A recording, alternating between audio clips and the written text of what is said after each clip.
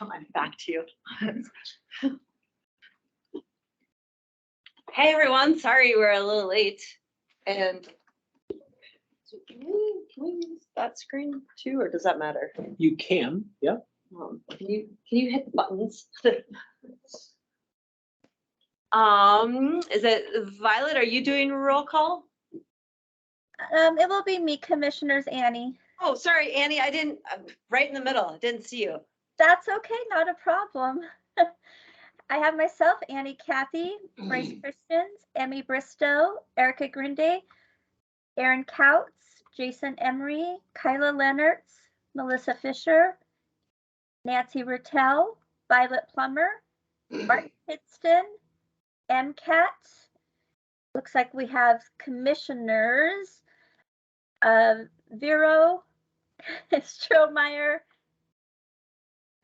Do we have Commissioner Slotnick? Not yet. Okay. And we have Ann Hughes, Chris Lounsbury, Allison France, Andrew Chorney. West is hiding. There's Brian West over there. Oh, Brian West, thank you. And Ray Reiser. Did I miss anybody that's in admin right now? No. Okay, thanks you guys. Thank you.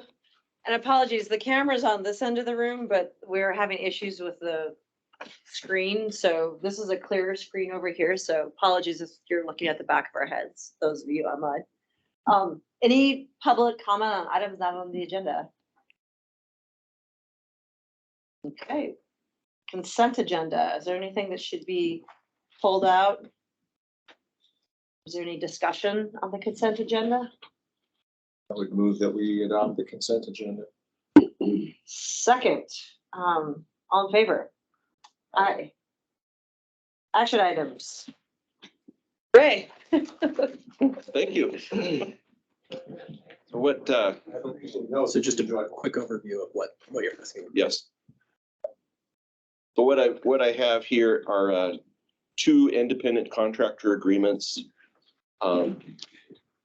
in order to conduct chemical dependency assessments on folks that are either enrolled in the Calibrate pretrial diversion program or being considered for acceptance into the program.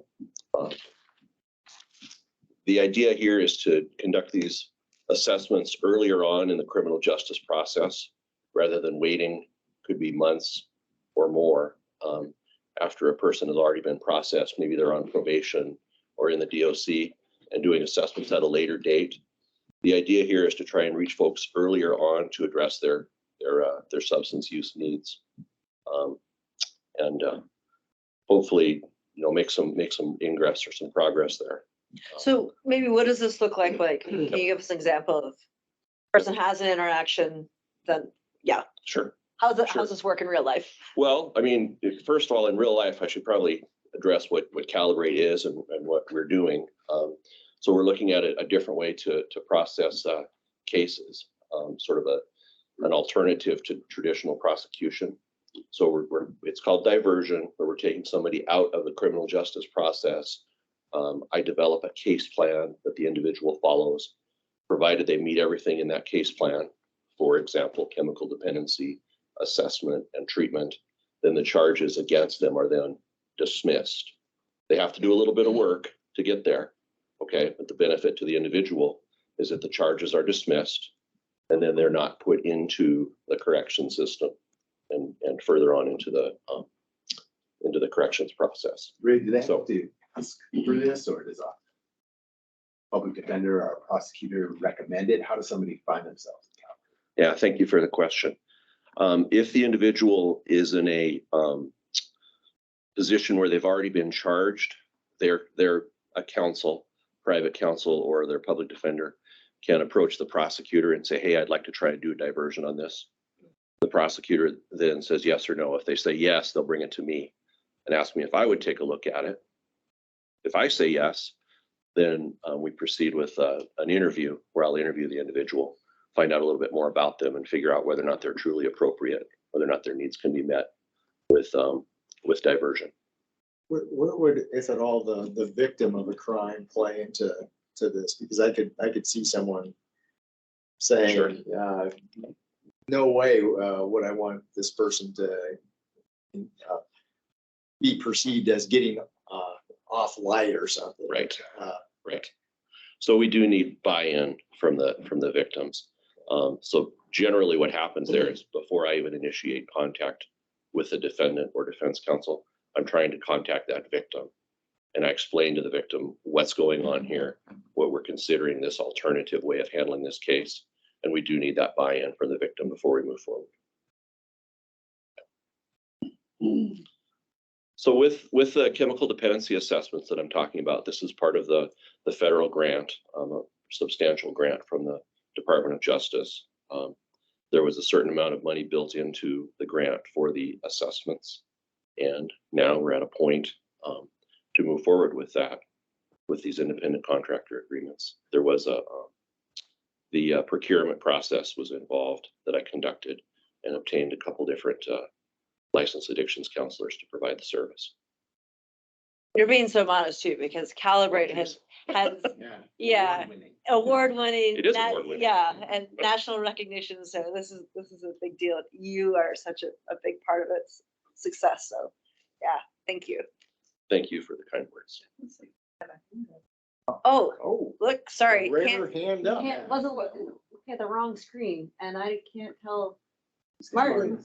Hey, Martin. Yeah, hey, it's me. Just a quick question. How many people do you foresee going through this program annually? And what impacts does that have on reducing jail overcrowding? Well, I hope that the impact on the jail is significant. Some of that remains to be seen as we gather the numbers. I can tell you that since the program began, I did bring some numbers. In 2019, I have had 57 folks that have successfully completed, meaning they did everything that was asked of them and their charges were dismissed.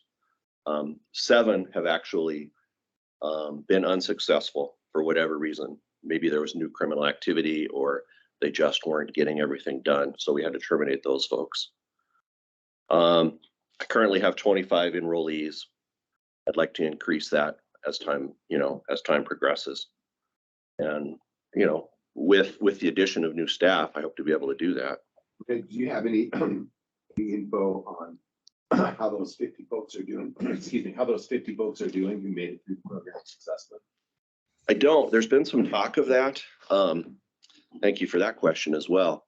There's actually some money built into the grant to partner with the university or to partner with an office to conduct a study to determine long-term success. Be really great. And I intend to move forward with that with the sociology department at the university. We've had some initial discussions, but there's more work to be done there.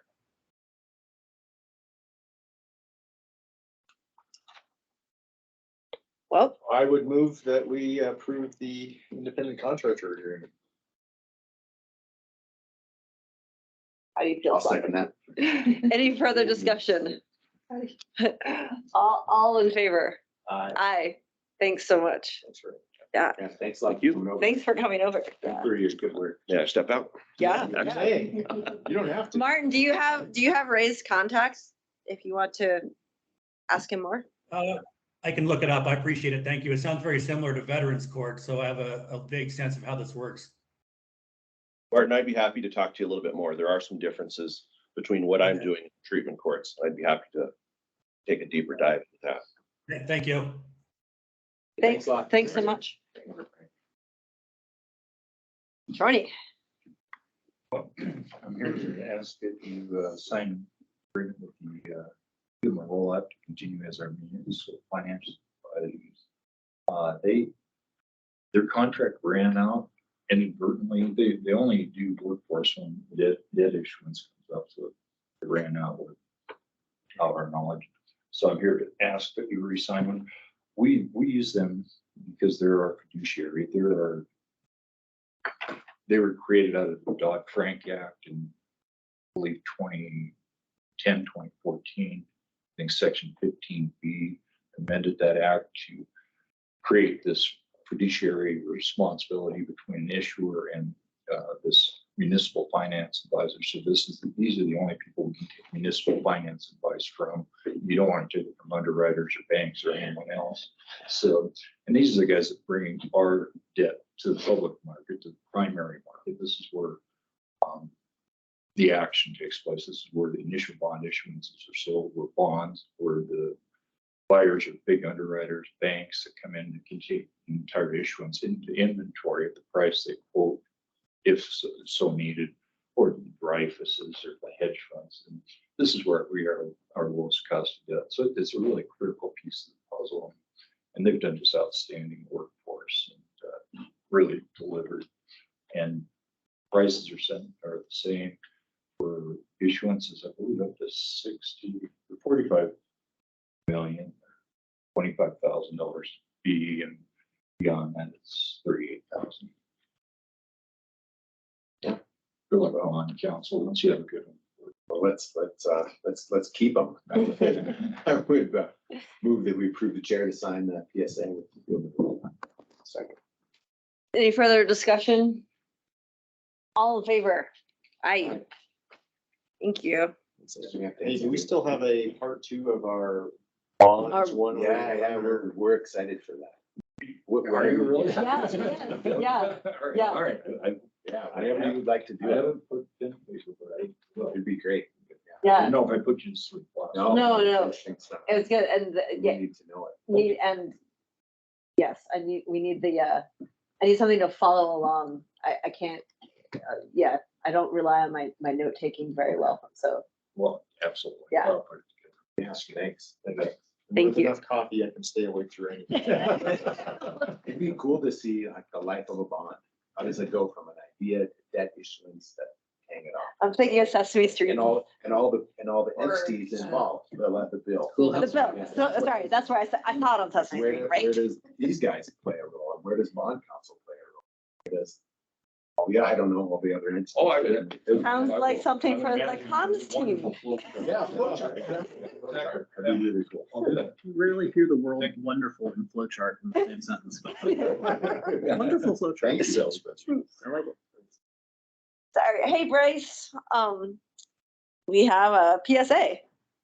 Yeah, good morning. I have to say it's very disturbing to see how big I am on the back of that screen. I wish more people would share their videos, but anyway, we have our annual contract, or actually we typically do 2 of these contracts in coordination with Montana Department of Transportation to manage invasive species in the right of ways. And so this one's for $13,650 with Mountain Valley Plant Management, focusing on spot treatment of invasive species on Highway 83 and on I-90. So it's about 180 acres that will be spot treating through in the right of ways in those spaces, trying to be as targeted as possible, focusing on just the noxious weeds that we have in those spaces.